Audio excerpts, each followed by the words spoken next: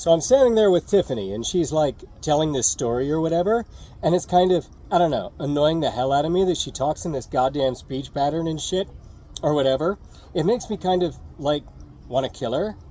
While she's telling the story about some chick who totally dissed her in the jewelry store because she walked in looking like she couldn't afford diamonds, she's striking a pose and voguing to fill in the blanks left by her limited vocabulary, and I'm trying to remember what her appeal was. How did I even get it up to sleep with her? Oh yeah, she's hot, but besides that. And I was like, she made a look of defiance. And she was like, she struck a pose of standoffishness and made a look like she was peering over the rim of glasses she wasn't wearing. You know? Uh-huh, I said, tilting back my head and draining the second half of my Cuba. You know, so the next words out of my mouth could be, oh look, my glass is empty. Excuse me a sec while I go refill it.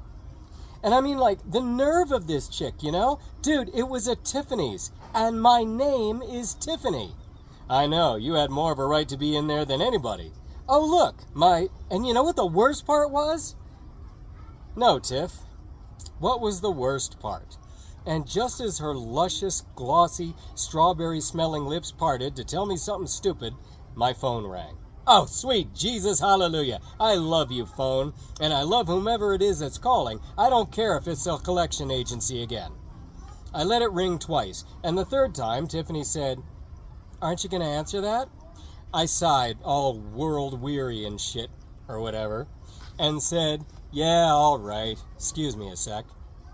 It took all my self-control not to do a little dance as I fished my phone out of my pocket and looked at the screen. That's an awful long number, I thunk. I answered it, and this strange half-Spanish, half-upper-class English voice said, hello, Johnny. It's Elizabeth. I held out a hand at Tiffany and made an apologetic face, and she nodded. Hi, how you doing? You sound different, I said, walking away. Oh, must be because I've been speaking nothing but Spanish all week. So what's up? I haven't heard from you. Sorry, the maid threw away the piece of paper you wrote your email on before I could write to you. Shit, I completely forgot about writing to her. No problem, I've been really super busy since I got back.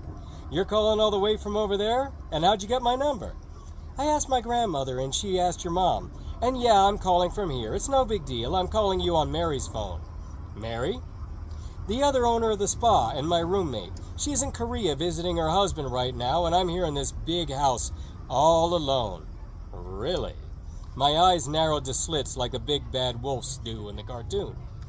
Yes. So I looked you up on MySpace and saw all your art. My friends are impressed, and Mary wants to buy your ballerina painting, if you still have it. My eyes popped open.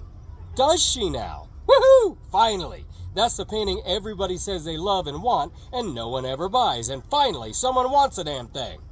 I can go by the gallery tomorrow and see if it's still in there. The gallery in the spare bedroom of my apartment.